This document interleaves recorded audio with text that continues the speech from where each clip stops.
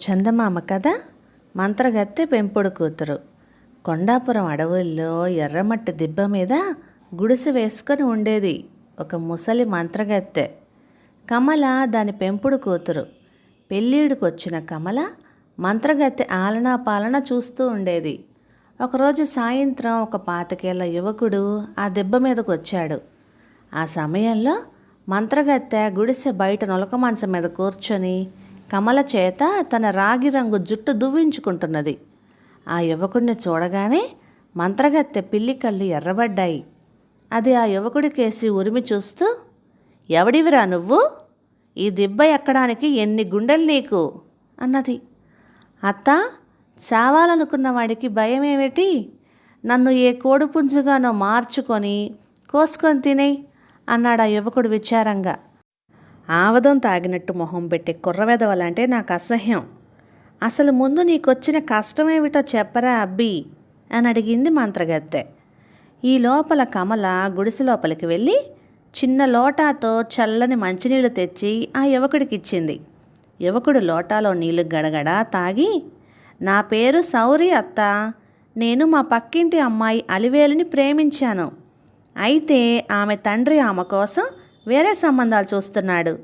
ఈరోజు ఉదయం నేను ఆయన్ని కలుసుకొని పెళ్ళంటూ చేసుకుంటే అలివేలునే చేసుకుంటానని చెప్పాను. దానికి ఆయన నా మీద మండిపడి, కానికి కొరగాని వెధవవి, పెళ్లి చేసుకొని పెళ్ళాన్ని ఎలా పోషిస్తావు అంటూ అవమానించాడు. నాకు బతుకు మీద విరక్తి పుట్టి నిన్ను వెతుక్కుంటూ వచ్చాను" అన్నాడు పెద్దగా నిట్టూరిస్తూ. మంత్రగత్తె మారు మాట్లాడకుండా దెబ్బ దిగి కింద మడుగులో ఉన్న నల్ల రంగు బాతు మెడ పట్టుకొని తీసుకొచ్చింది. "ఇప్పుడు బాతుకూరతో నాకు విందు చేయబోతున్నావా?" అని అడిగాడు సౌరి ఉత్సాహంగా. "అదేం కాదు. ఈ బాతు పెట్టమన్నప్పుడల్లా గుడ్డు పెడుతుంది. నీకు ఓపిక ఉన్నన్నిసార్లు చెప్పి దీనితో గుడ్లు పెట్టించవచ్చు. ఆ గుడ్లమ్మగా వచ్చిన ఆదాయంతో అలివేలుని బేషుగ్గా పోషించుకోగలనని నీ కాబోయే మామకు చెప్పు" అన్నది మంత్రగత్తె. సౌరి ఆ బాతును తీసుకువెళ్ళి మర్నాడు చీకటి పడకముందే బాతుతో సహా తిరిగి మంత్రగత్తె దగ్గరికి వచ్చాడు. "అదేమిట్రా అబ్బి, పెళ్ళంతో సహా నా కాళ్లకు దండం పెట్టడానికి వస్తావనుకుంటే ఇలా దిగులు ముఖంతో వచ్చావేం?" అని అడిగింది మంత్రగత్తె. ఆ పక్కనే మల్లెపువ్వులు కోసుకుంటున్న కమల వెంటనే లోపలకు వెళ్ళి లోటాతో మంచినీళ్లు తెచ్చింది. సౌరి నీళ్లు తాగి, "ఈ బాతును చూసి అలివేలు తండ్రి నన్ను మెచ్చుకోకపోగా నా తెల్ల పిల్లిని వదిలితే నీ నల్లబాతుని క్షణంలో చంపి తినేస్తుంది. ఆ తర్వాత నీ మొగుడు పెళ్ళాలు బతికేదెలా?" అని అడిగాడు. "ఈ బ్రతుకు వృధా అత్తయ్యా" అన్నాడు. మంత్రగత్తె క్షణం ఆలోచించి గుడిసె మీద బోర్లించి ఉన్న వెదురు బుట్టను తెచ్చి సౌరి చేతికి ఇస్తూ, "ఈ బుట్టని బోర్లించి కింద ఏ కూరగాయలు కావాలంటే ఆ కూరగాయలుంటాయి. పెట్టుబడి లేని ఈ కూరగాయల వ్యాపారంతో తన కూతుర్ని పువ్వుల్లో పెట్టి చూసుకుంటానని చెప్పు నీ కాబోయే మామగారికి" అన్నది. సౌరి ఆ బుట్టను తీసుకొని బయలుదేరి మర్నాడు సాయంత్రానికి దాన్ని నెత్తిన బోర్లించుకొని మంత్రగత్తె దగ్గరికి వచ్చాడు. "అదేం అవతారం రా, ఈసారేమన్నాడు మీ మామ?" అంటూ ఆశ్చర్యపోయింది మంత్రగత్తె. ఆయన బుట్ట మహిమ పూర్తిగా వినకుండానే ఇంత నిప్పురవ్వ అంటిస్తే బుట్ట బూడిద అవుతుంది. ఆ తర్వాత నా కూతురు బతుకు కూడా బుగ్గి అవుతుంది. ఈ టక్కుటమారాలు నా దగ్గర కాదు అంటూ నా మొహం మీద తలుపేసేసుకున్నాడత్తా అని కమల తెచ్చిన మంచినీళ్ళ లోట అందుకున్నాడు సౌరి. మంత్రగత్తె చాలాసేపు ఆలోచించి గుడిసెలో ఒక మూల పడి ఉన్న పాత కాలపు చెక్క పెట్టిన ఒక దాన్ని యువతలకు ఈడ్చుకువచ్చి, "ఈ పెట్టె మహిమ అద్భుతం రా అబ్బి. ఈ దెబ్బతో నీ కాబోయే మామ నీ కాళ్ళు కడిగేస్తాడు. ఇందులో చెయ్యి పెడితే కోరుకున్న వస్తువు చేతికి చిక్కుతుంది. అలా అని నువ్వు ప్రేమించిన అలివేలుని కోరుకునేవు. ప్రాణం లేని వస్తువులు మాత్రమే ఇందులో దొరుకుతాయి" అని చెప్పింది. సౌరి ఆ పెట్టెను నెత్తిన పెట్టుకుని వెళ్ళి మర్నాడు సాయంకాలం తిరిగి వస్తూనే గుడిసె ముందు గిరాటు వేశాడు. "నీ మామకు ఈ పెట్టె కూడా పనికిరాలేదా?" అంటూ కోపంగా ప్రశ్నించింది మంత్రగత్తె. "ఇక వాడి సంగతి నా ముందు తీసుకురాకు అత్త.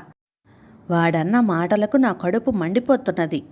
నీకు తెలిస్తే కొంప మునుగుతుంది. ఏమనుకున్నాడో ఏంటో" అన్నాడు సౌరి ఆయాసపడుతూ. అంత అమర్యాదగా మాట్లాడా? ఏమన్నాడో నాకు తెలియాల్సిందే అన్నది మంత్రగత్తె కూడా ఆవేశంగా. సౌరి కోసం మంచినీళ్ళు తెచ్చిన కమల లోటాను మంత్రగత్తె చేతికిచ్చి, నువ్వెందుకమ్మా అంతగా ఆవేశపడిపోతున్నావు? అసలే నీ ఆరోగ్యం అంతంత మాత్రం అన్నది విచారంగా. మంత్రగత్తె మంచినీళ్ళు తాగి, ఇప్పుడు చెప్పరా అబ్బి, ఆ పొగరుబోతు ఏమన్నాడో అన్నది. ఆ పెట్టె మహిమ చూసి ముందు ఆయనకు నోట మాట రాలేదు. తర్వాత కాస్త తెప్పరిల్లి నాకేసి అనుమానంగా చూస్తూ, ఈ అద్భుత వస్తువులన్నీ ఎక్కడి నుంచి తెస్తున్నావు? చూడబోతే దెబ్బ మీదున్న మంత్రగత్తె ప్రాపకం సంపాదించినట్టుంది. అటువంటప్పుడు నా కూతుర్ని పెళ్ళాడడం ఎందుకు? వెళ్ళి ఆ మంత్రగత్తె పెంపుడు కూతురి మెడలోనే 3 ముళ్ళు వెయ్యి అంటూ పళ్ళు కొరుకుతూ నాకేసి చూశాడత్తయ్యా అని చెప్పాడు సౌరి. ఆ మాటలు వింటూనే కమల ఏదో పని ఉన్న దానిలాగా గుడిసెలోకి వెళ్ళిపోయింది. మంత్రగత్తె కాసేపు ఆలోచిస్తూ ఊరుకొని, అతనన్న దాంట్లో నాకేమీ తప్పు కనిపించడం లేదల్లుడు. ఇంతకు నీకు అభ్యంతరం లేకపోతేనే సుమా అన్నది. సౌరి తడబడుతూ, కమలకు నేను నచ్చాలి కదా అన్నాడు. కమలకు నేను ఎంత చెబితే అంతే మరి. పెళ్ళి ఎప్పుడు, ఎక్కడా అని అడిగింది మంత్రగత్తె. నాకు పట్నంలో ఉద్యోగం వచ్చింది. పెళ్ళి నిరాడంబరంగా గుళ్ళో జరిగిపోతుంది అన్నాడు సౌరి. 2 రోజుల్లో పెళ్లి జరిగిపోయింది. సౌరి భార్యతో సహా పట్నం బయలుదేరే సమయంలో మంత్రగత్తె అతన్ని, ఈ 3 అద్భుత వస్తువులు వెంట తీసుకుపోవా మరి అల్లుడు అని అడిగింది.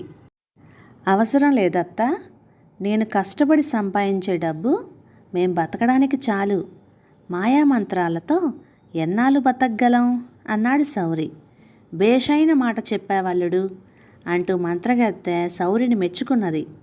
తర్వాత వాళ్ళిద్దరూ పట్నం బయలుదేరి మధ్యాహ్నం వేళ ఒక మడుగు దగ్గర చెట్టు నీడలో కూర్చొని మంత్రగత్తె ఇచ్చిన రొట్టెల మూట విప్పారు. లోపల రొట్టెలతో పాటు మంత్రగత్తె రాసిన ఉత్తరం ఒకటున్నది. ఆ ఉత్తరంలో, అల్లుడు, అత్తను మించిన అల్లుడునని మురిసిపోకు. మొదటి రోజే నువ్వు కమల కోసం వచ్చావని నేను గ్రహించాను. చాలాసార్లు అడవిలో తచ్చాడుతూ కమలను చూసే నిన్ను నేను మర్చిపోలేదు. అయితే నీ ప్రేమకు పరీక్ష పెట్టడానికే అద్భుత వస్తువుల ఆశ కల్పించాను. ఎవరో పక్కింటి అలివేలుని ప్రేమించినట్టు నువ్వు చెప్పిందంతా కపట నాటకమని నేను ముందే పసిగట్టాను. అడిగిన వస్తువునల్లా ఇచ్చే అద్భుత శక్తులు గల పెట్టెను తిరిగి తీసుకువచ్చాక కమలపై నీకెంత ప్రేమ ఉన్నదో నాకు అర్థమైంది. ఆలు మగలు ఇద్దరు కలకాలం సుఖంగా ఉండండి. నేను బ్రతికి ఉన్నంతకాలం ఏడాదికి ఒక్కసారైనా వచ్చి ఈ ముసలిదాన్ని చూసి వెళ్ళండి అని ఉన్నది. చూసావా మా అమ్మ ఎంత మంచిదో?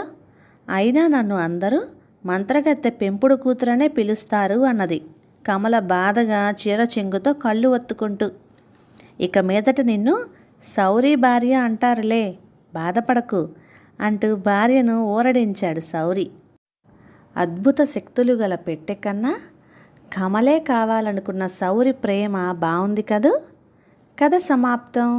ఇక ఈ కథలు మీకు నచ్చినట్లయితే ఇలాంటి మరెన్నో తెలుగు చిట్టిపొట్టి కథల కోసం లైక్ చేయండి, షేర్ చేయండి, సబ్స్క్రైబ్ చేయండి. Thank you.